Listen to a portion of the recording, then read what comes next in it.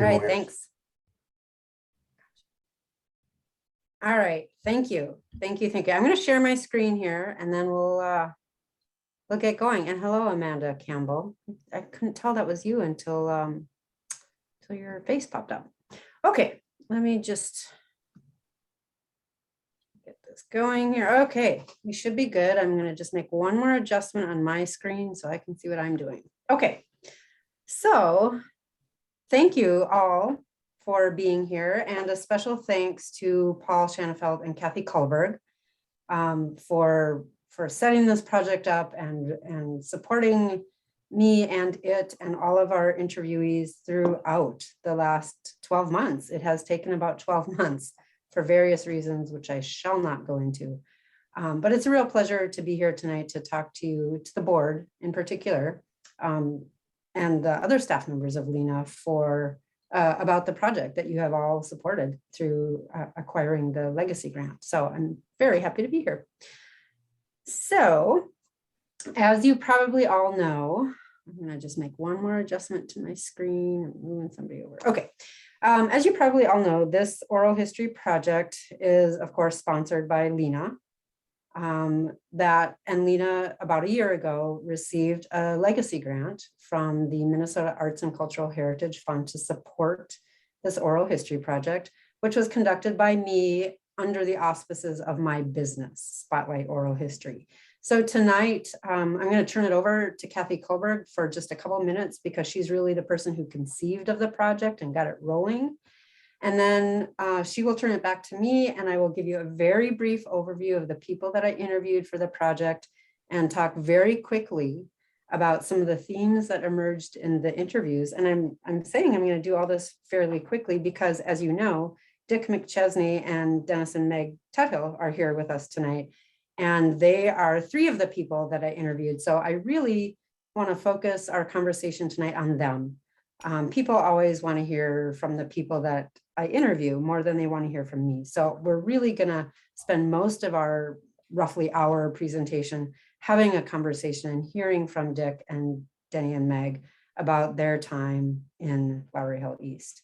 So that is kind of the agenda for this part, or my part of this meeting. So Kathy, I will turn it over to you.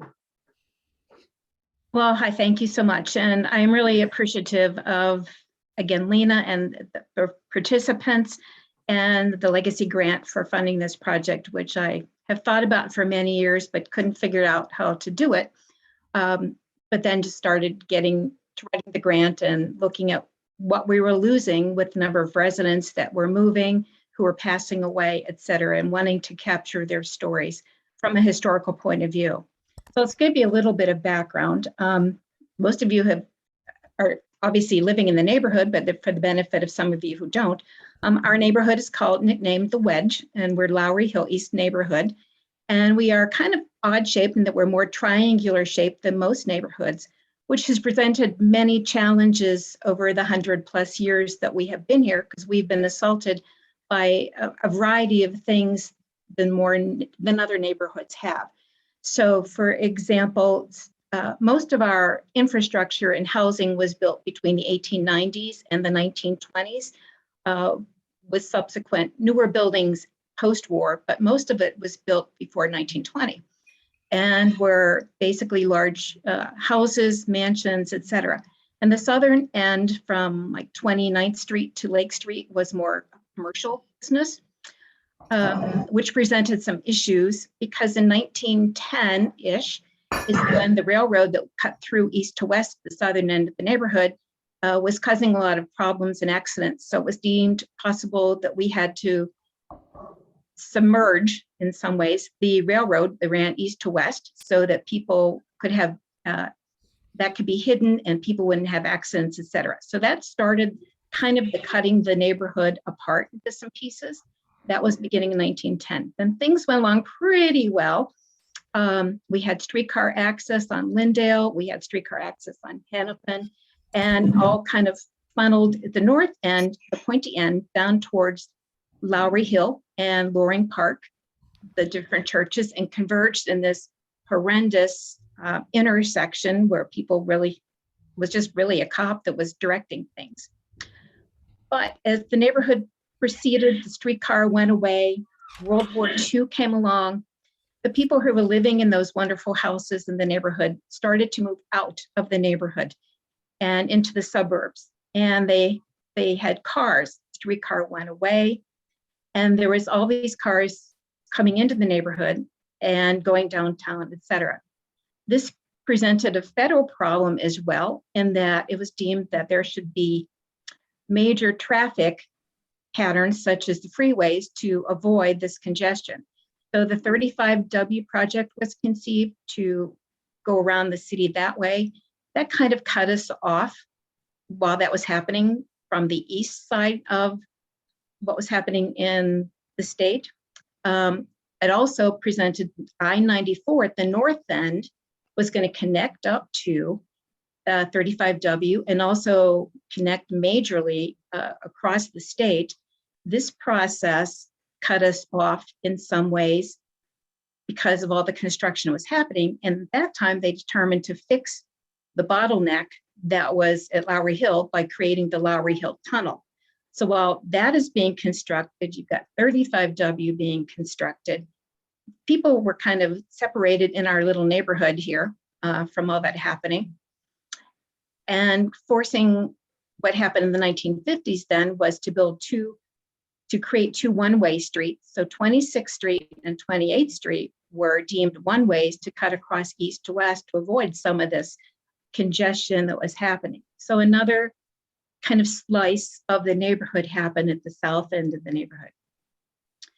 So we have construction happening in the 60s at the north end, we have 35W.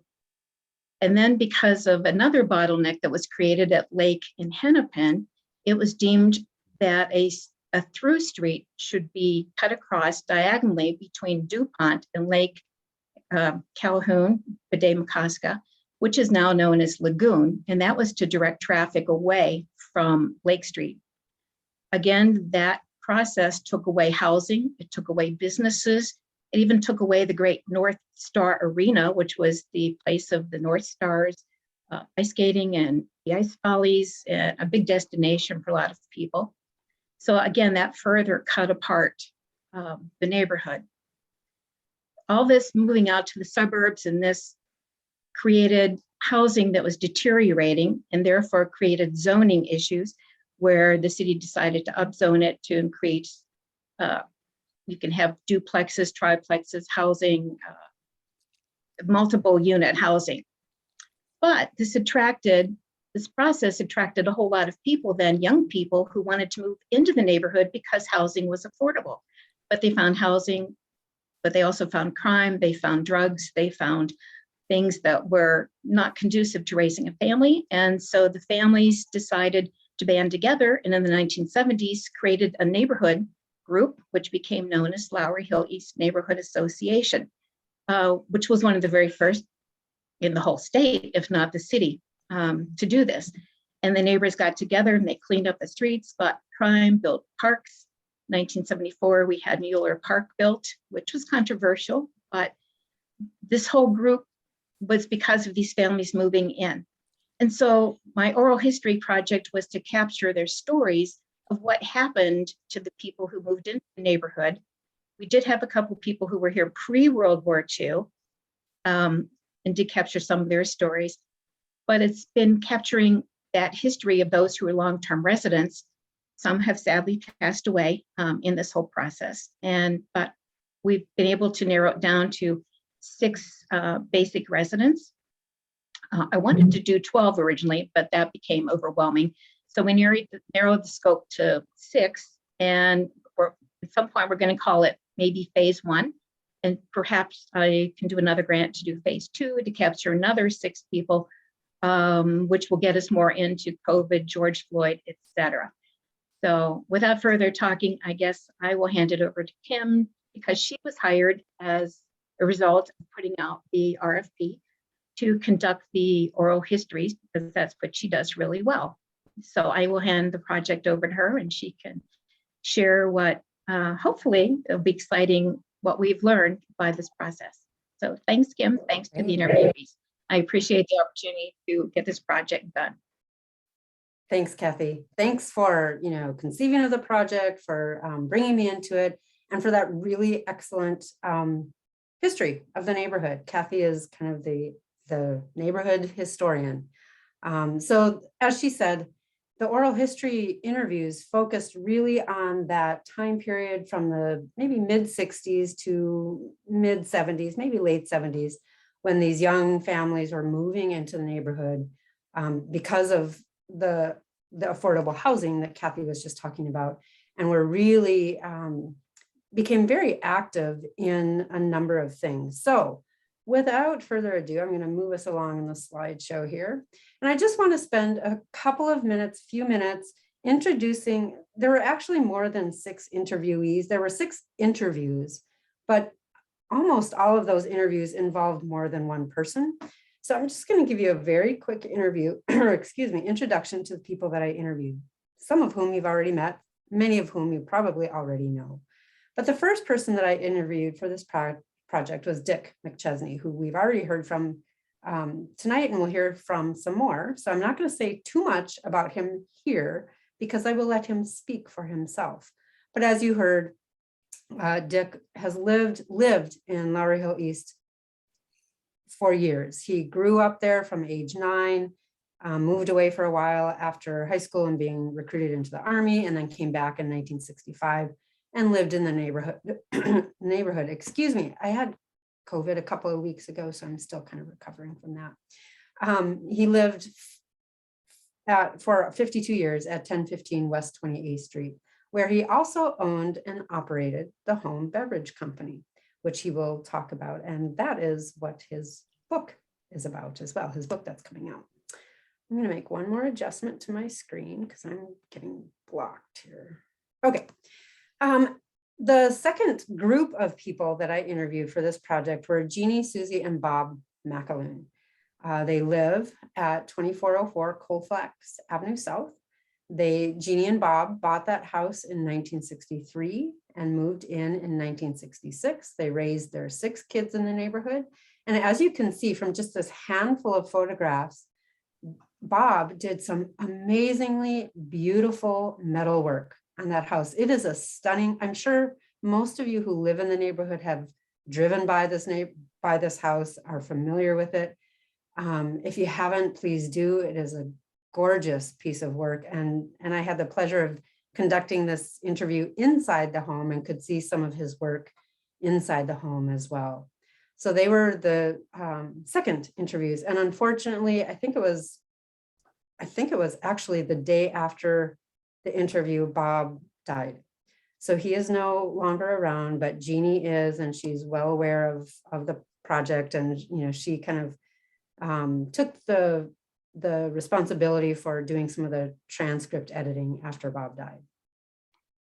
The third person that I interviewed was Helen Romanishin and her daughter. I should include Sarah. And I think probably many of you also know Sarah. Helen lives at 2111 Aldrich Avenue South. She moved in 1974. Helen served on the LHENA board from 1978 to 1982, including a stint as both vice president and president. And perhaps, though, she was even more well-known for a column she wrote for the Wedge for a number of years called Perils of a Homeowner. So as Kathy was talking about in her introduction, a lot of these folks who moved into the neighborhood to take advantage of this, affordable housing, that housing had deteriorated and it required some work. And Helen was one of the many families who did that work on their house. And she wrote a column about it. And it was a very clever and very funny column, and it was very popular in the Wedge. And you can see here on the photograph on the left side, even the Star Tribune was picking up on the column that she was writing in the Wedge about the perils of being a homeowner and making all these repairs to the house. She was also involved in the Neighborhood Crime Council, the Calhoun Isles Planning District Citizens Advisory Committee, and other initiatives in the neighborhood. Then on a hot summer day, last summer, I interviewed Dennis and Meg Tuthill at their house at 2420 Bryant Avenue South, Again, I'm not going to say too much about them because they are here with us tonight and they can speak their stories better than I can. And obviously most of you are very well acquainted with them, more than I am probably. And so you know that they were very active with LHENA. Dennis was its first president. Meg was involved in the social community. And they were and have been and continue to be just kind of, neighborhood fixtures. And like Dick, they also owned and operated a business in the neighborhood, which is another perspective that our three guests can bring to our conversation tonight. And then I interviewed Lorraine and Greg Scott, and they couldn't make it tonight. In fact, none of the other interviewees can make it tonight, but I really have to, even in their absence, give them a special shout out for their patience. I had to interview or reschedule our interview, I think 4 times. And that was because of some massive chaos that was happening in my personal life. So they were tremendously patient with that. And so finally in January, they no longer live in the neighborhood. They live in Shorewood. And I visited them at their house in Shorewood and did the interview. When they were in the neighborhood for 20 years, from 1972 to 1992, they were at 2634 Bryant Avenue South. Greg served 2 5-year terms as the LHENA board chair. He did so right at the beginning of their 20-year period in the neighborhood, and then right at the end of that 20-year period in the neighborhood.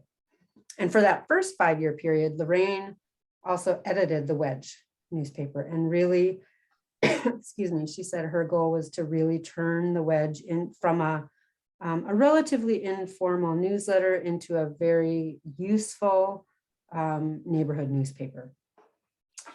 And Greg and Lorraine Scott also, in addition to doing work on their own house, and you see a picture of it here, they also bought and restored other houses in the neighborhood, sometimes in concert with some of their fellow neighbors. And they owned and continue to own the Herkimer building. So they are landlords as well. And then the final interviewee was Kent Searle. Kent lives on the 2600 block of Colfax Avenue South. He moved to Minneapolis from Iowa because he said he was in search of a progressive, gay-friendly city. He first lived in the area of, I think it was Franklin and Hennepin. He rented a couple of apartments there for a couple of years. And then a few years later, he and his partner bought a house in 1998, late 1998, and they moved into that house in early 1999. And Kent really became a very active gay rights activist. And that's what we spent a lot of our interview talking about. He talked about helping to organize rallies and protests and events on behalf of marriage equality, on behalf of safe schools. He did some organizing around Harvey Milk Day. He was part of Join the Impact, the Minnesota branch of Join the Impact, which is a gay rights advocacy organization. And I believe it was in his work with Join the Impact that he was instrumental in dedicating the colonnade in Mueller Park to Alan Spear. And we know that Alan Spear, of course, was a resident of the neighborhood, and he was one of the first openly gay politicians in the country, really, and certainly in Minnesota. And so Kent, it was a really nice way to end the project with an interview with Kent, because, when I started with Dick, and we'll talk about this in a few minutes, Dick was really instrumental in building and getting Mueller Park set up.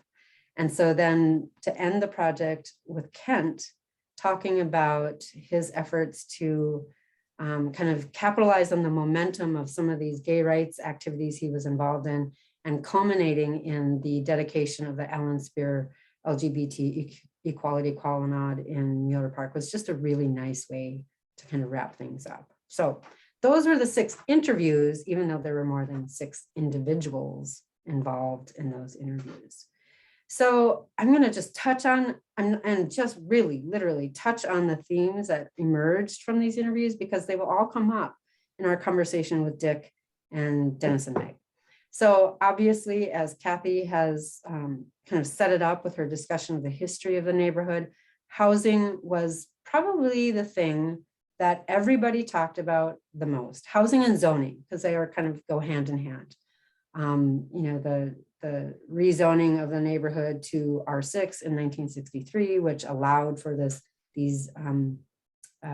dreaded 2.5-story walk-ups to be built. And then in 1975, the downzoning of the neighborhood, pieces of the neighborhood, bit by bit, to kind of stall some of that higher density development.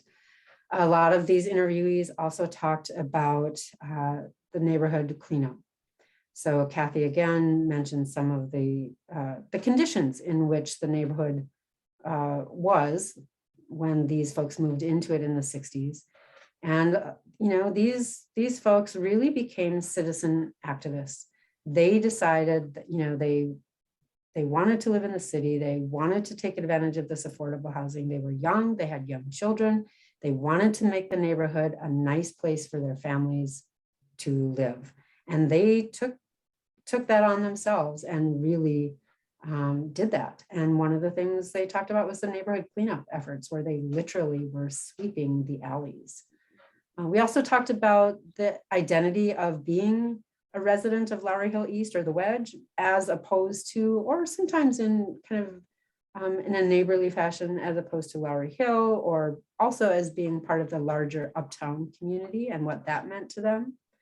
We talked about Mueller Park, and I think everybody that I talked to, everybody mentioned Herb and Bob Mueller, after whom Mueller Park is named. And of course, then we talked about LHENA and the Wedge, because not everybody, but most of the people I interviewed for the project were involved in one or the other. In LHENA, either as you can see, as board members or volunteers, or were contributing to the Wedge. And so again, I think the main thing that I took from these interviews was to look at this group of people as citizen activists who really took it upon themselves to make their neighborhood the place they wanted to raise their families.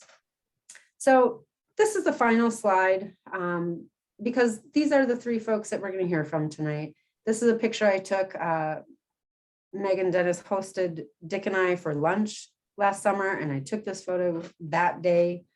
And you can see some of the photos here from the dedication of Mueller Park, and then the subsequent visit of Governor Perpich. And I think, Meg, I think you said one of the Muellers is in this photograph as well. Bottom right. This one, right here. There, that's Bob Mueller. Bob Mueller. But if you go up to the other one, you're gonna have Bob and Herb right next to each other. There's Bob right there. Okay. And Herb is right to Bob's left. And Okay, right here. Yep. Okay. Yep, that's them. Okay. So also some really key folks in the neighborhood. So I'm going to stop my share now, my screen share, so we can see Dick and Megan Dennis. All right. And Dick, you're there as well, right? I just don't have you on my screen. Oh, there. Okay. So thank you, first of all, to all of our narrators, all of our interviewees, but especially tonight to Dick, Megan, Dennis, for joining us and kind of being willing to do what is going to be kind of a mini group interview, kind of based on the conversations we had in our interviews. So I want to start off by just asking the three of you, if you can tell us, Dick, you already did a little bit in your introduction, but if you can tell us a little bit about, how you came to live in Lowry Hill East. So Dennis and Meg, why don't we start with you? We heard from Dick a little bit, so why don't we go to the Tuthills? Well, for us, we owned the dairy store, which is now a tattoo parlor on 24th and DuPont. And we lived in the suburb of No Hope, as we affectionately or sarcastically referred to it as. And that schlep back and forth when your business is open 7 days a week, 12 hours a day, really takes a toll, and nobody knows anybody. So we decided that it was time to move into the neighborhood and make it work for us. And we had a son that was probably about a year old. So we rented at 2509 DuPont for a year. And then we bought 2312 Bryant. For $12,000. Yeah, for $12,000. And then friends of ours lived at our house at 2420 Bryant. Our oldest son, in fact, had his first haircut in the basement of what is now the bathroom in the basement, but it was the place where Karen did hair. And they were selling the house to go to Germany to save their marriage. And we came down here for dinner one night and did a handshake on the price. And the next day they came to our house for brunch to sign the papers, and we moved in. For us, it was not, yes, the housing stock and the affordability was important, but more importantly for us was to live where you work. We are firm advocates of that. We've been that way all of our lives. We are looking at the next generation of 1.5 of our children doing the exact same thing, because they understand that commuting is really, really difficult on your personal life. And then if you have a family, it's also really tough there. But I want to clarify the term and the meaning of family for us as we all moved in here. A family to us did not mean a straight family, mom, dad, kid, blah, blah. It could be a lesbian couple. It could be a gay couple. We didn't care. So family to us is encompassing of any kind of family, anybody who's put together that thinks they're family. And we had a lot of communes in those days, and they were families. So I just want to be clear that to us, a family does not necessarily mean the historical straight family. Thanks. It's funny, you say you moved from No Hope. I grew up next door to No Hope in Crystal. So I know that area well. Yeah. And so what year was it that you moved into Lowry Hill East at the first time? 68. 69, I think, 69. Someplace in there. I can't remember. We've been in this house 51 years. Sure, Is that right, honey? Right? more than 50. And so we rented for a year at 2509, and we owned 2312 for a year and sold it. And of course, we moved the boys' dresser drawers on a little red wagon from one house to the next when we moved. So, yeah. So Dick, by the time Denny and Meg moved into the neighborhood, you had already moved back to the neighborhood, right? Because you had grown up here. So tell us a little bit about, just a little bit about what it was like to grow up in Lowry Hill East, long before the period that we're mostly focusing on, and then what it was like to come back in 1965. That's interesting, because it is two very distinct periods of time. When we moved in 44, my mother was on welfare, and so it wasn't her choice. They find an apartment and you have to take it. And if the landlord doesn't get a free month's rent when it's renewable, then you get kicked out. So my mother, with her 5 kids, moved around from apartment to apartment for about 10 years before she finally settled at 2809 DuPont in a second floor apartment, and decided that her youngest was a big 12 years old now and can walk to school, and so she could really dump welfare and get a job. The raising of the kids prohibited that up to that point. And so I was lucky. I came into the neighborhood when there was a gas station across the street and a grocery store across the street, and you had free reign. There weren't a lot of cars around. It was during the war. So you could cross the street and meet your friends on the Colfax and Bryant and Aldridge. And so I met a whole bunch of kids who were my best friends for that period of time, of being 9 years old and about 24 when I actually got married and moved out of the neighborhood. Those were critical times. I walked to school to Calhoun with these friends. I walked to school at Jefferson with them. We were 24-hour friends, and so were their parents our friends, because we all visited and slept overnight in each other's house. It was just a wonderful opportunity.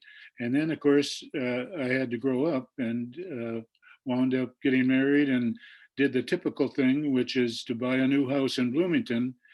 They were almost giving them away. So that's what I did. But I lost that touch. All of a sudden, I'm driving a long way to come to work at 28th and DuPont, where I worked. And finally, after about 10 years out there, 7 actually, I went to my bosses and said, "Can I buy your business from you because they're getting tired of it, and I needed more security, and I wound up buying the business, contract for deed for the business, contract for deed for the house. And there I am, like every other family, with 3 kids under 5 and a business and a busy life. It just automatically moved me into a new kind of neighborhood, a neighborhood where I now had adult friends and they had kids. And so their kids knew my kids, and my kids were lucky to have that association. The Schwab family is a good example. They had a half a dozen kids, and so there was plenty of opportunity for my kids to participate in the neighborhood in all the things that kids do. I was very lucky. It was the perfect time to move into the neighborhood. About the time the neighborhood was expanding and talking about maybe an organization that can help control the tearing down of homes. And as a good example, and with the rezoning situation, there were reasons to meet, in other words, and that was just a new experience. On top of that, the neighborhood had other things going for it. It had the PTAs of the schools, which kept my wife busy in all 3 schools. It had Lions clubs on both corners. So if a businessman wanted to join an organization which helped the community, I was a Lynn Lake Lion for 37 years. And while we didn't have a park, we were close enough that we used Bryant Square Park, and I wound up getting very involved with Bryant Square Park and changing the dynamics of how you coach kids and who gets to play and all of the things that are important for these young kids. There was never going to be an organization like that at Mueller Park. It wasn't built for that. It was built to be a neighborhood park. And we use it as a neighborhood park with the different activities we had there. And I'm also proud of before the Mueller Park was approved, our little group of the Wedge people decided we needed some place for the kids to play that would be inside the corridor of those 3 busy streets that were talked about. And there was a vacant lot on 27th and Aldridge. And I went to the owner and asked him if we could use it as a park, and we will maintain it and we'll give it back if he ever wants to put a home on that place. And so the neighborhood got together, people in their 80s and 70s and their teens, and even the 5-year-olds were there helping build the sandbox. And it was a wonderful weekend in the Wedge neighborhood. It won a Q Award for being the unique project that it was. We put a tall fence on the alley end so the kids wouldn't be preoccupied with the cars. We put smaller 2 rail fences along the sidewalk so that they knew they had a perimeter in which they were safe. It was a sandbox and a kiosk, of course, for the neighborhood to put their notices. I was very proud of Mueller Park because the neighborhood did it, and they did it for the right reason. It was short-lived because It was Tom Sawyer Park, right? Yeah. Pardon me? It was Tom Sawyer Park? Tom Sawyer Park. Yeah, I named it Tom Sawyer Park, and we got Eileen Zettel. And everybody remember Eileen? I just got a letter from her today, about a 5-page letter with tiny little writing on it. It took me half the evening to read it. But Eileen was a genius, and she, in her own way, painted Tom Sawyer on that fence. And after that, it was just the typical Tom Sawyer white painted fence. So Dick, I don't know if any of the kids traded their house painting for a watch or anything like Tom Sawyer did. But, but Dick, that was just something that a neighborhood can do, and they had the power to get it done, and they made the effort to get it done. That makes me very proud to say I was a part of that neighborhood. So, and as you said, Dick, about the time, you moved back with your wife and family in 1965, that there were just there were things that were happening in the neighborhood that brought people together to work on. So Meg and Dennis, can you talk a little bit about what was going on in the neighborhood when you moved in a few years after Dick moved back? Well, you know, honey, is it okay? Yeah, sure. All right, first time in 50 years I've asked permission. You know, one of the things I want to just kind of dovetail onto Dick and Tom Sawyer Park. At the time that Tom Sawyer Park, that this was happening and Dick was so instrumental in getting that going, we had a real uptick in crime. I mean, we really had, you would get up in the morning and every single car window on one side of the cars that were parked on your street, and with our density, we had a lot of cars. They're broken, or else the two of the tires were punctured with like an ice pick. We had home break-ins, we had parties, and God knows I am not against parties, but we had parties with 350 young 500, adults. 500. Oh, all right, 500 young adults. And the Tribune, which was, you know, was the Star Tribune. The Tribune was the morning paper. It was on the flipping front page. And the kids that were throwing the party in the house of an absentee landlord were thrilled because they were hoping to have, you know, 1,000. at the next party because of the free publicity. Well, when the police come to break up that party, they're running through our yards, they're waking our kids, they're ripping up all kinds of crap. We've got problems with them being so drunk that they're ringing doorbells, they're defecating, urinating, and vomiting in our yards. And I'm sorry, nobody puts up with that. And I don't care where they live, no one puts up with that. So along comes my darling Dick McChesney and the idea for Tom Mueller Park, or for Tom Sawyer Park. And this gets put together. And at the time, we had two different factions in the neighborhood. Gee, I know that sounds so unbelievable, doesn't it? And we had those that wanted to use force, what I would consider come on, when people take the law in their own hands. Vigilante. Vigilantism. Bullet. We had folks that wanted to do it that way, and then we had people like Dick and the Greekas and the Schwobes and us who said, wait a minute, there's got to be another way. There's a man in the neighborhood named Herb Greeka who taught at MCAD. And Herbie is crazier than a loon. And I'm saying that with great respect and tons of love. He had an incredible telescope. Yeah, And what we did is we did a neighborhood walk every night from like 7 to 10 or whatever it was. And Herb decided on his night that he was going to set up that telescope in Tom Sawyer Park. And it was like a magnet with these young adults with that junior high school age that could be out screwing around, but didn't know what to do. And somebody gets a stupid idea and they all go for it. He had more kids that were coming to do that. And that's because we had Tom Sawyer Park. We had a park where Herb could set that up and bring in the kids that had time on their hands that weren't sure what they wanted to do with it. And I'm not talking, these kids were not career criminals, but they certainly could have been if they hadn't had something else to do, because God knows we all have that potential. So that's another thing where Tom Sawyer Park took a situation where we were having two different groups going on. We had the, you know, free for all. And then we had the kids that needed some supervision with some people that cared about what they were up to. So this Tom Sawyer Park took care of the kids. And then as adults, we took care of the young adults and we called their landlords. You have, your tenants have me up at 3 a.m. I have you up at 3 a.m.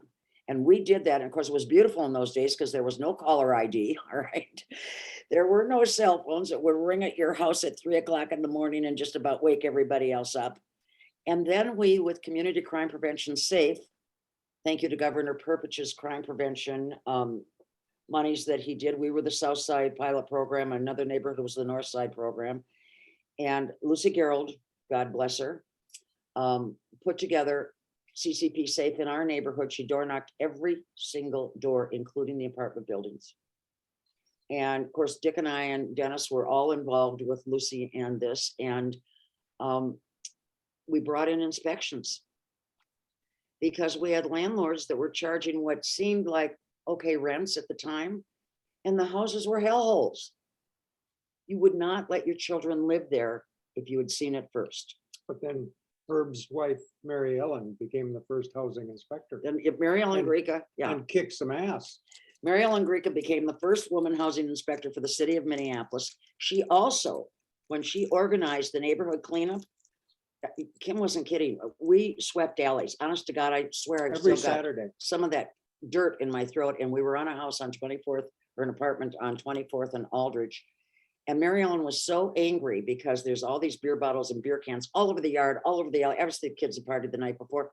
She went in and woke the little shits up, and they had to come and pick up the beer cans and the bottles and clean. It was a riot. You guys would have never believed it. She also, though, because of that, we were the first neighborhood that did neighborhood cleanups. We were the first neighborhood that did National Night Out. Lucy Gerald started that. Recycling. Recycling. We were the first neighborhood in the city of Minneapolis that recycled because Herb and Bob Mueller.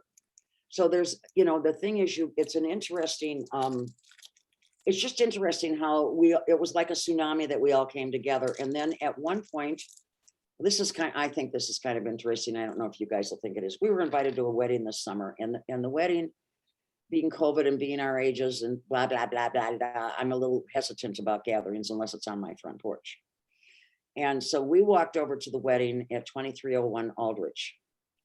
And as we were leaving, I mean, these people did a great job, and the tables were spread out. It's supposed to be 8 to 10 to a table. They had 6. I mean, it was really, really done well. Everything was outdoors. We're walking down the driveway, and I turned to Ted as we watched the bride come out of the porta potty, didn't even go into the house to use her parents' own bathroom. And I turned to Ted, and I started to cry, and I will again. I said, we saved that house. They raised their girls in that house, and now their youngest is getting married in that house. And if us with the Scots, the Greekas, and the Westermans had not all chipped in $500 a piece to buy those 2 houses, there wouldn't have been a house here. So it was that kind of, I don't want to say activism. I'm just saying that this was our neighborhood. We owned it. You come into the neighborhood. We're all here. If you're going to participate with us, we want you. But if you're going to be a jerk, we're coming to get you. And that was just kind of how it was. So Meg, what you were just talking about leads me to these 2 questions. And this can be for any of the 3 of you, or all of the 3 of you. The first is, if you can talk about, because you've been alluding to, these young people who are having all these parties, but can you talk a little bit about the demographics of the neighborhood? Like in the introduction and kind of the focus of this oral history project has been on these young families who are moving into the neighborhood and kind of restoring the houses like you're talking about. But who else was in the neighborhood? What were the demographics of the neighborhood? A lot of university kids, which made sense because there's the buses on Lindale go to the U, and they're, what do you call those when they don't stop all the time? I forget Express buses. Okay. So that was one, but also, yes, we were young adults. Can we back up? Excuse me.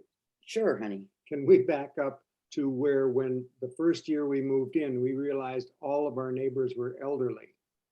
They were all in their 70s or 80s. Our age. We were Our age. We were the youngest to ever buy and move into this neighborhood. And why was that? It was because they had inherited the house from their parents. Yeah. It was either inherited or it was gifted as a wedding gift. People on our block received the house as a wedding present. Yeah.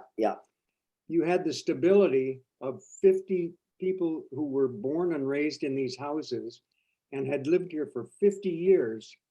And when they passed, the houses were selling for $12,000 to $15,000. Even if that. So the developers in the 60s could buy 3 houses in a row. They could threaten the next door neighbors, we're going to build an apartment building. And they would buy these houses for $12,000, $15,000, tear them down and put up a 2.5-story walk-up.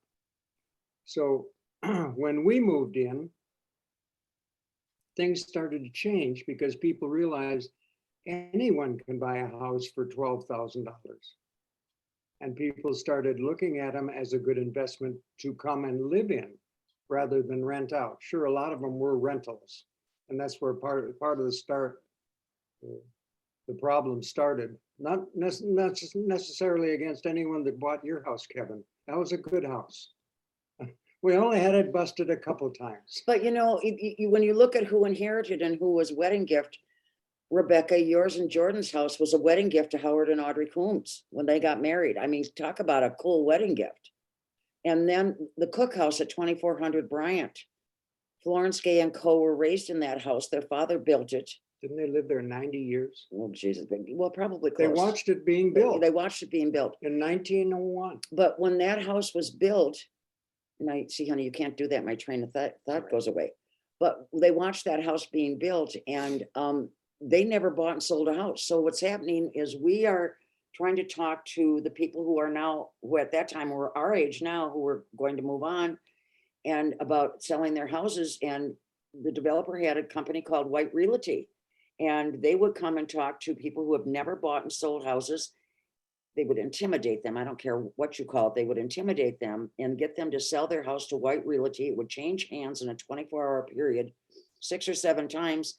And within 2 days, we would wake up to the houses being torn down. And until you listen to that crunching of the housing stock, you have no idea how icky it is. I know what's going on in Ukraine, but I look at that and I remember what it was like here. Now, granted, we didn't have bombs, but it was the crunching of the housing stock going.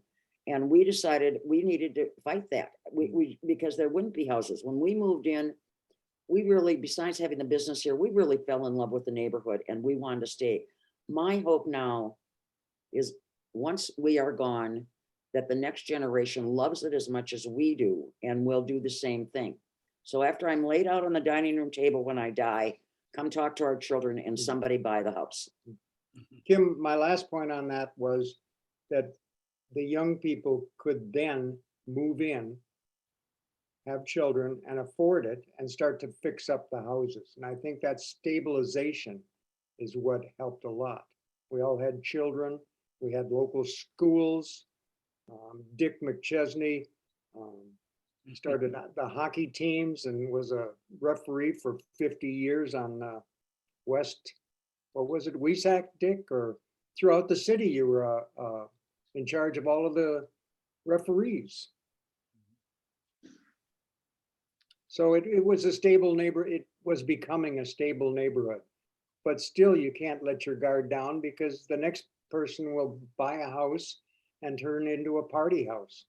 So that's what we were fighting. But we want to be a little careful. I mean, in all honesty, when we bought this house, I was 20, 21 years old. We all partied, okay? Don't kid yourself. I mean, it was not uncommon to have 150 to 200 people at our house. However, most of them were neighbors and they walked home. And I mean, half of them were Republicans. Well, that has nothing to do with it. But I mean, Dick, you know of nights that we rolled up the rugs in the living room and the neighbors got together and we danced until 3, 4 in the morning. So I'm not saying that we were sticks in the mud. What the deal was we had people coming into the neighborhood that did not care. They did not care what was going on. And there's a difference. There's a difference. And when they had landlords that didn't care, they rent to people that don't care. It was nuts. It was just totally nuts. But I want to go back to Dick on something. Mr. McChesney, for those of you that don't know, I've been in love with Dick for over 50 years. It took his daughters a few years to know that. Dick and Beth raised such great kids that 2 out of the 3 of them worked for us at one time. So the McChesney family is very, very important to the Tuthill family. When Dick was involved in the park system with sports for the kids at the park level, we're not talking traveling teams. Dennis and I don't like traveling teams, and each family can make their own decision, but we have a million reasons why we don't. So we were not going to let our kids play hockey, basketball, wrestle, baseball, any of that jazz at Bryant Square because we didn't want them to get into all that stuff. Dick wrote a series of articles for the Wedge newspaper on what it was like for kids to participate at the park board level. And for Dick, at the park board level, everybody played. Everybody played. So he convinced us and we let the kids play. And Mitch was probably about 5, 6, whatever the earliest age was that you would take the darlings. And the first thing Dick did was teach them how to put their skates on. Then he taught them how to skate as wobbly as they could. Then how to hold a hockey stick and then how to hit a puck. So it's the night before. And there was no checking. No, well, of course they're little. So the night before the hockey banquet, I'm in tucking Mitch in and Tut's in tucking Matthew in. And I said to Mitch, aren't you excited, honey? It's gonna be so much fun tomorrow night. We've got a bean feed for your hockey team at Bryant Square with Mr. McChesney and blah, blah, blah. Mitch looked up at me with his sweet little innocent face, probably the last time it was innocent in his life. And he said, Mommy,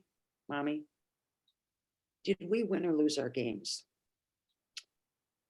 And I thought, bingo, that's exactly what park board should be. Dick did it. Dick put that together. Every kid played regardless of their ability, and they had no idea if they won or lost their games. I can't think of a more perfect way to raise your children. So For that. Oh, I want to ask, okay, now okay. In the interest of time, I want to also ask all three of you what it was like to also be business owners in the neighborhood. So Dick, I'm going to turn this one to you and ask you to tell us a little bit about Home Beverage Company and what it was and how you made it work and how you made a life out of running that business right in the neighborhood. Yeah, it's a long story. It's in a lot of that. Those answers are in my book because it is unusual. I think the secret that I had was that my business was delivery of soft drinks to homes, but the homes were in Minnetonka and Edina and anywhere where there was wealthy neighborhoods. And so I took all the signs down from my company because I wanted my house just to look like a house. And I didn't have a cash and carry business, so there was no reason to clutter the neighbors with Coca-Cola signs. My Coca-Cola Collectors Club would kill me if they heard me say that. But yes, they would. but the fact is, I wanted to be just a home, and I put a fence around it. I eventually cemented the front yard in so the kids would have a place to ride their trikes. And later on, I had to pay to get rid of the cement and change it to lawn again. But so I went through different cycles with the kids. But my business was a quiet business for the neighborhood because most of my business took me out of the city and into the wealthier suburbs. So I probably was there for years and years and nobody really knew it. I never had anybody walking in and buying, even though I handled beer, nobody knew it. I didn't have any beer signs in the windows. I frankly didn't want that kind of a business because that requires extra people to be in the building at all times. And that would have been a real imposition on my wife. So it was a delivery business, not a cash and carry business. It is certainly not like the balloon shop you had, which was like an old country store, and it was everything but the pot-bellied stove. But there was a place to go to see what's going on in the neighborhood and have a cup of coffee or an ice cream cone at the same time.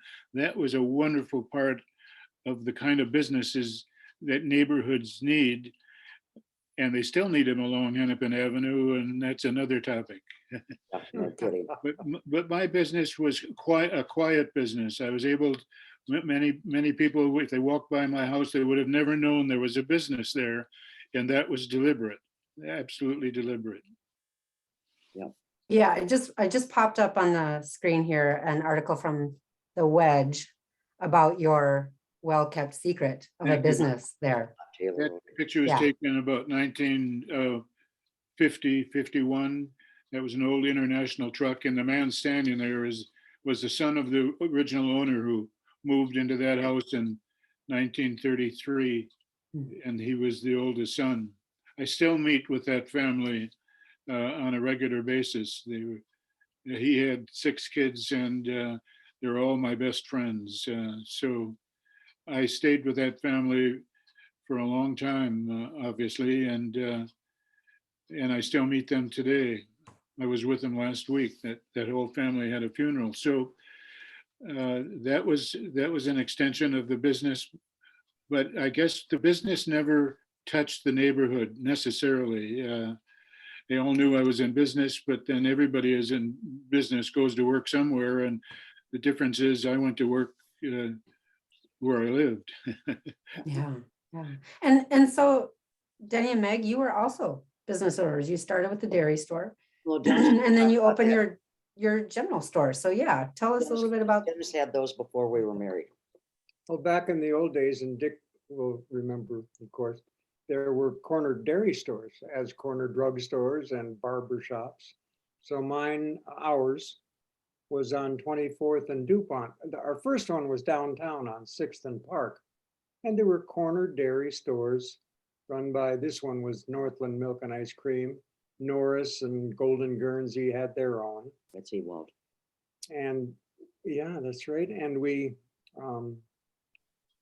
had the opportunity to come on 24th and DuPont. It had been a grocery store, a corner store, for 70 years. Very successful because there were not chains. There wasn't a Red Owl or even a Country Club or any of the other grocery stores. It was all mom and pop stores. Well, we had a Red Owl though on 24th because they couldn't sell beer. That's right. There was one in the neighborhood, but so we had a successful business because there weren't that many of them. And it was a wonderful thing to walk 300 feet to go to work, which is why we bought on Bryant Avenue.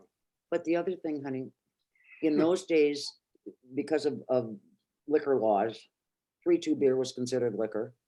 You couldn't have more than one liquor license per store. So like the Red Owl chains or Super Value or whoever was around in the city at the time, they would put that liquor license in the store that did the highest volume. Well, guess what? Todd owned the store. This one was in his name, I think, and the one downtown was in his mom's name before we were married. They each had a liquor license. So on Sundays, when you all want to watch football and you've forgotten to get to the liquor store the night before, the line was all the way back and around our store to pick up beer. And of course, when you're there to get beer, you're going to get, oh, geez, I need stuff for the kids for lunch tomorrow. I don't think there's any cereal. I better pick up some milk. All that made a huge difference. Plus the fact we sold money orders. None of the landlords wanted cash nor personal checks. So I called Tut one day in the morning. I had gone down and do laundry and I went to switch loads and I called him and I said, does the rule still stand that whatever's in the washing machine is mine? And he went, oh, hell, I forgot to go to the bank. There was about $3 or $4 grand in the washing machine and I really thought it was mine. It was a quick lesson. I never asked after that. I never asked. Whatever's in the washing machine was mine. But then the two of us decided we'd had 4 holdups. 6. And one of them, our youngest son, our oldest son, who is now 50 some years old, was under 3 months on the counter in a baby seat. And the guy held a gun to his head. And we decided it was time to get out. Then after that, we were thinking about it. And then we had the 5 young adults that came in, or 6. I mean, they kicked in those doors and pulled them open, and honest to God, and it was broad daylight in the summer. And they cocked a gun to my head and prefixed and suffixed everything with, I'm going to kill you, bitch. It was very frightening, very, very frightening. So when you talk carjackings, I get it. I've been there. They went through the whole store. They were never convicted. But we decided that was it. And what we did is we closed it and we both went to work for other people. And the next owner was shot and killed. The next owner was shot and killed. He was by a 14-year-old. So, I mean, when we talk about the crime in the neighborhood now, we've been there, but I have to tell you, we can change it. And part of it is we need to be out in the street and not give the street to the thugs. And we need to stick together and we need to call our neighbors. If my garage is broken into, you can bet I'm going to be on the phone to Kevin and I'm going to let Rebecca know. And I'm, and Mary and Joe and my neighbors, and then call 4 or 5 other neighbors. I mean, we have got to do this for each other. I think it's really important. So then we went to work for somebody else, and it drove us both nuts. We couldn't stand it. We felt that the people that employed us were not as ethical as we would like them to be. And we didn't like working for someone. Well, else. we didn't. So we sat down and wrote out what the term would be, business plan, but trust me, it would never pass muster at a bank. And we decided to rent the store 2455 that had been a macrame shop. And we went in there for probably 50 or 60 years, it was dry clean. It was a dry cleaners, yes, it was all dry clean in the building. Good whole building. heavens, call Yep, Nevins. the whole building was. And we decided to go in there, and of course, Manny, our landlord, didn't think we'd ever make it. 30 some years, and then we sold it, and it's of course, now the corner balloon shop, and the people that bought it are very lovely. And we loved it, and it was a part of the neighborhood. We had Once again, we walked 300 feet to work. and you know, we had that picture that's above Tut's head belonged to Dick McChesney with some guys playing cards. Dick, you know the picture. I mean, this was, the neighbors came together. There was a piano. There was a piano, people would come in, people that were actors at Dudley Riggs when they were up on Hennepin, because they lived in apartments, they didn't have a piano, they would come in and practice the shows in the store. And of course, opening night, we would put together 30, 40 people to go to the opening night show and then come back to our house for wine and treats and beer. Okay, I mean, there was, we did that kind of support for each other's businesses. And we walked to work, and for us, hiring help, it's kind of like veterans preference. We hired people from the neighborhood because they didn't want any extra cars there. And for some kids, it was their first job. For others, it was, for moms, some of the moms, it was a fill-in because, okay, the kids go to school at 9:30. Why don't you come to work about 10:30? Yeah, you can leave at 2:30. And we delivered lunches during the lunch hour in the summer because we had so many single occupant businesses that we had the kids that couldn't be employed. They were under 16. We had 12 and 13-year-olds on skateboards delivering lunches to the businesses up and down Hennepin Avenue and the offices of attorneys and other people that were there. You know, I can't tell you, the whole theme of the store was, if it's legal and sells, we're interested, okay? And that's how it worked out. It started out as an ice cream parlor, sandwich shop, scratch homemade soups made by 4 of our neighbors who had a catering business. And they just walked them up when they were done cooking. It was a wonderful time. We worked our butts off. We were open 7 days a week, at least 12 hours. And that didn't count the stuff that, like, when we got jobs with Pixar or Disney and we were doing something at MOA, we would load in there after midnight and then come home, shower, change clothes, and go open the retail part. But it was wonderful. It was wonderful. And our neighbors were fabulous in supporting our store. Absolutely fabulous. It helped being close to Temple Israel. Well, and then there's Temple Izzy, and then there's the GLBQ community that with Pride and the saloon, and you know, I can't, just different little niches of people that supported our business over the years. It truly was a gift. It was a huge gift. It was fun. It Hard was. work, but fun. I'm going to ask one more question. I'm watching the clock a little bit here because I know there's some business to tend to as well. And I would like, if we have time, if any other viewers or anybody else in the meeting has questions for you, I'd like to give them a couple minutes to ask too. But the one thing we haven't talked about yet at any length, and keep in mind, everybody who's out there, that we are obviously just scratching the surface here tonight of the things that we talked about in these 2+ hour interviews, which themselves were only scratching the surface of these folks' history in the neighborhood. But you will be able to access the transcripts and the recordings of all these interviews soon, both at the Minneapolis Central Library. That library in the special collections will hold both the recordings and the transcripts. And then the Hennepin History Museum will hold the transcripts of the interviews. So if you want to learn more about any of these people that were interviewed for the project, that's where you can find the information. But I want my last question to the 3 of you to be to tell us a little bit about, I mean, we're at the LHENA board meeting. So tell us a little bit about your involvement with LHENA and getting it set up. And Dennis, I'm going to start with you on that one. Well, that goes back, 50 years. Starting of LHENA before it became LHENA. And it was, it was starting the newspaper, the Wedge newspaper. Mimeograph, like a church building. That's right. We'd actually have parties. And To collate it. we would collate single pages for the newspaper, and then one person would be in charge of stapling them. Yeah.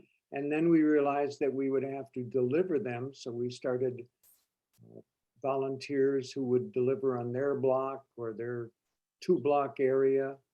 And so that kept the newspaper going. And then we realized we couldn't do it ourselves, so we needed advertisers. So we'd have to put somebody in charge of advertising and someone else in charge of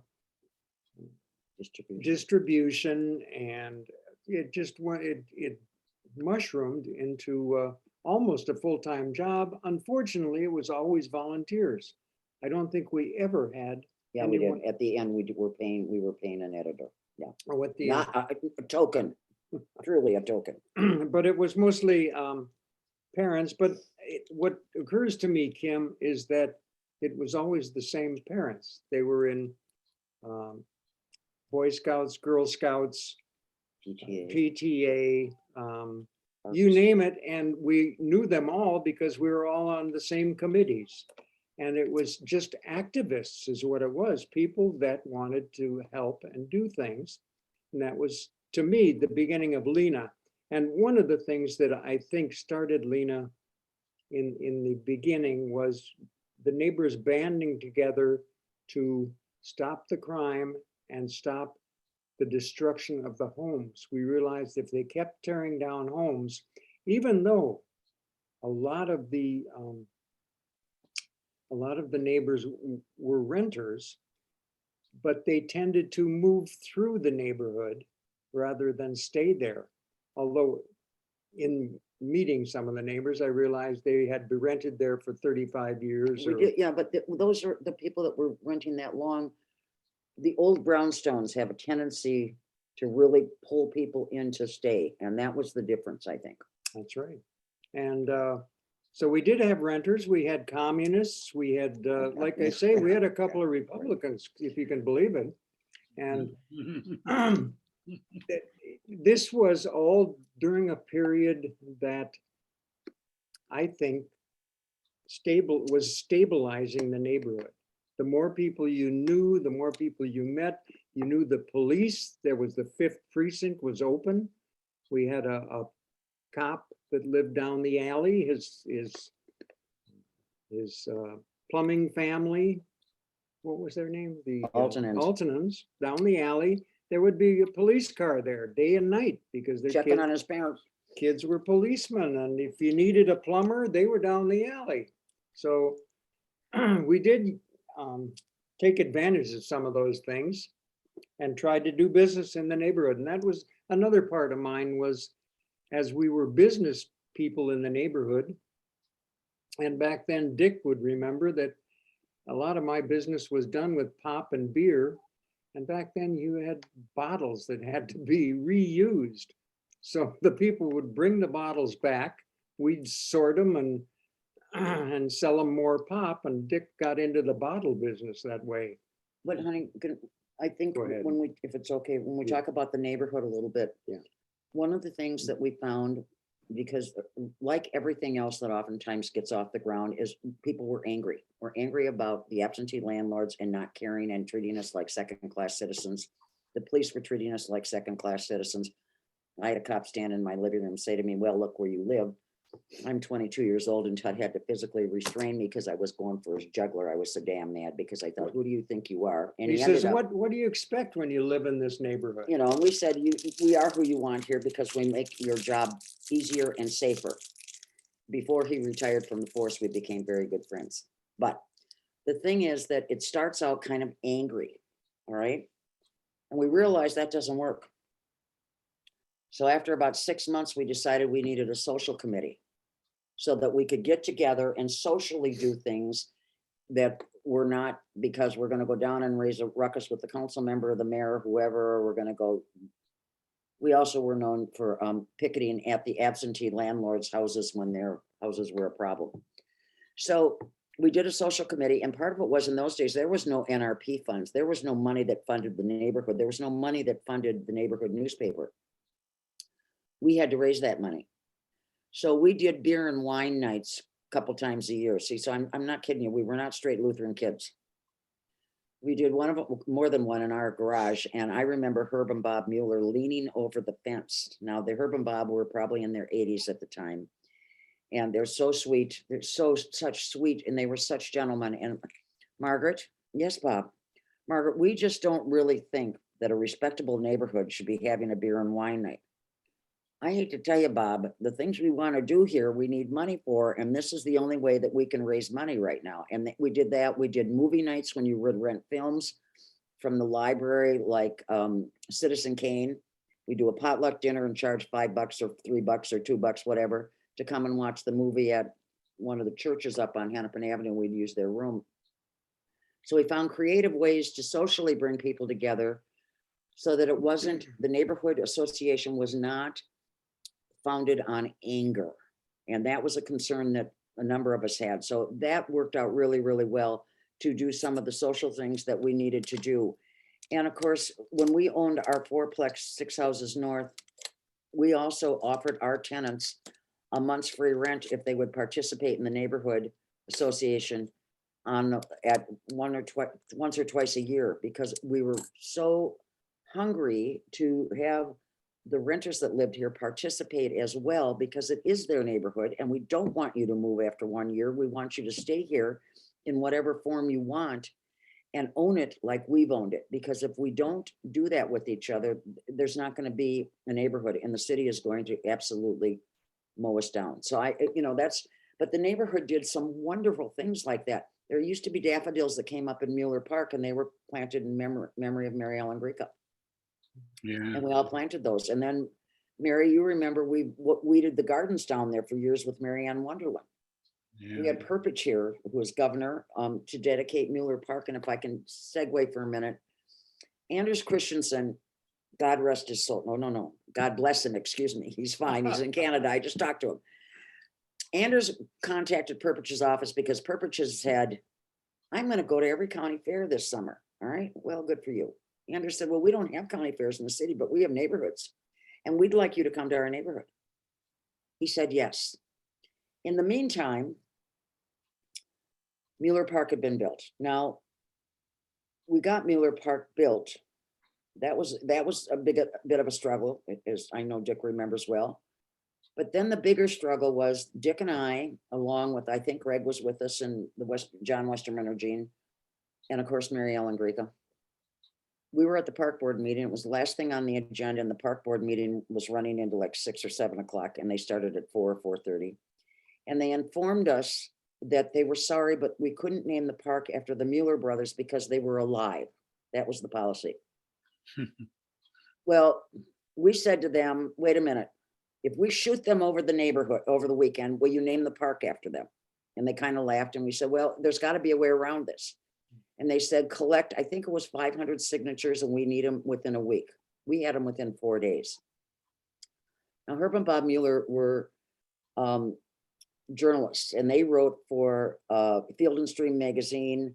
Hearst Publishing wanted them to come to New York when he bought the magazine. I mean, these were incredible guys. They wrote for the newspaper here that you guys would have loved them. They were great. But they took both newspapers every day. They read them cover to cover. I swear to God, they read the want ads. Jeannie Westerman calls me. She lived on the corner of 23rd and Bryant. And she said, oh my God, Meg. She said, it's in the park board notes that they've decided to name our park after the Muellers. And she said, we've got to do something because we can't let them read it in the paper. And I'm thinking, yeah, this is kind of like reading your daughter eloped.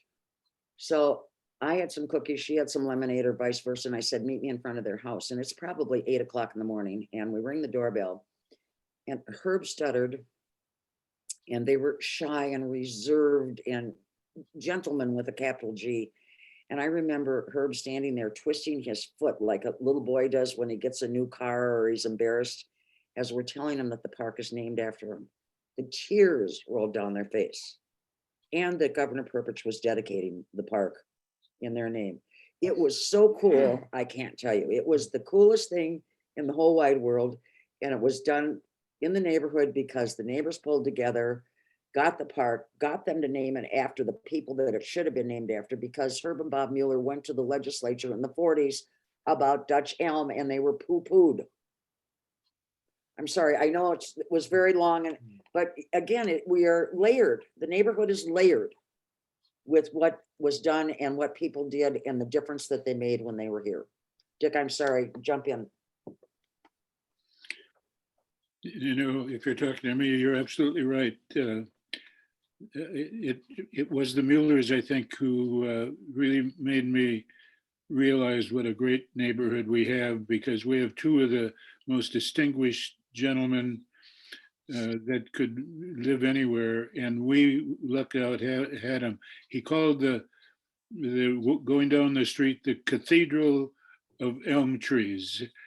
They were not lousy bushes to them; they were cathedrals. He spent a long time talking about the gardens around Lake Harriet and the preservations there. They were concerned about that, and it was a long time before I realized that I played hockey with Bob's son, Dick Mueller. I didn't know they were related. When I met Bob Mueller, I said, I knew, I went to school with the kid, Dick. That's my son. I couldn't believe it. A great pair, and that Mueller Park is a super place. I know it was an effort to get it through, and the neighborhood can be proud of that to this day. Very. Look at all the children now that get to play in that park, and the adults, and the adults. One more thing, and I promise I'll go away. When we moved in the first 20, 30 years we lived here, no one had air conditioning. No one. They might have a window unit in their bedroom if they're lucky, but nobody had air conditioning. Parks close at 10 o'clock, right? Kids are in bed, you get a babysitter, you pick up your adult beverage, you go down to the park, and you're in the pool as quiet as you can be. Now, the police might shine a light on you and you wave and they move on. Those are things, they sound small and silly, but those are things that brought neighbors together. We met neighbors there that we didn't know because they had the same idea we all had. Yeah. And those are things people have to remember. You have to take a minute to step away from your home, your doorway, and say hello to somebody on the sidewalk. Extend your hand and say, God, that's a great coat, or that's a great hat, or I like your dog, whatever it might be, because it starts those connections that we hope to pass on to the next generation. So I'll be quiet now. Well, I want to thank the three of you so much for sharing just a smidgen of your stories in the neighborhood. And Paul, do we have time for a couple of questions? If anybody has questions, or should we move along? Because we have about 3 minutes, and then we have time for maybe one or two. Well, good luck with 3 minutes. I know. Did you just tune in here? I just want to say thanks. This has been so great to hear. Thank you, Kim and Kathy. I mean, really, if you guys hadn't been the catalyst, so thank you. This does not go to the grave. I just wanted to give one more shout out to Dick, and wondered when his book was going to be up for sale. I want to read your book, man. Yeah, show us, Dick. Show us your book. You have it there? Yeah, well, we'll have a signing on Meg and Denny's front porch. Yes, yes. It's about the neighborhood, and it's about my hobby of collecting Coca-Cola memorabilia and all of the incredible things that being in the beverage business did for me and my family. I have a byline that just says it's a 75-year adventure of a 13-year-old and his fascination of a Coke bottle. And the one last thing on that, Dick, is I've seen your collection, and it is one of 3 in the world, isn't it? That is a complete unfortunately, Coca-Cola bottle collection. It's all over the world now. I had to sell it when I moved into a senior complex. But I'm still a member of the original founder of the Minnesota Coca-Cola Collectors Club, which morphed into the Collectors Club International. We have chapters in every state of the union and in many of the countries. And our last chapter to sign in is South Korea. So we have thousands of members, and it started with 15 members down at the YMCA downtown. I put an ad in the paper, are there any Coke collectors out there? And 15 people showed up. And I was elected the very first president of the national organization in Elizabethtown, Kentucky, back in 1976. And we had 600 people at that convention, and We've had conventions as many as 3,000 people meet for a whole week. This love it. July is our 48th consecutive annual national convention. It's going to be in Green Bay, Wisconsin. So Yeah, everybody's welcome. Thank you, Dick. It's a marvelous hobby, but it gave me another life to think about and to write about. Thank you. I want my book and I want it autographed. Thank you all, the three of you, so much, and for everybody else for coming and listening and learning a little bit about the project and these folks' experience in the neighborhood. So thank you so much. Well, we should thank you. We should Yes. thank you for doing all of the hard work Yes. and listening to the long interpretations of what we've been doing. It was a Thank pleasure. you very much. And It was a anybody else who pleasure. was involved with it, we appreciate it. Yeah, we do. I realized when I saw the budget, Kim, that you weren't in it for the money. Oh, no kidding. No kidding. No comment. On that one. Smart woman. Maybe diplomatic, yes. All right, well, thank you. And then I'm gonna sign off myself and We are too. let LHENA convene and continue its meeting as needed. So thank you all for having us. Thank It's you. been a real Thank you pleasure. very much, Thank everybody. you all. Thanks, Kim. I'll see you on the porch. Call me. Denny, Meg. All right, see ya. Thank you. Thank you, Kim. Thank you, Dick, Meg, Danny, all of you.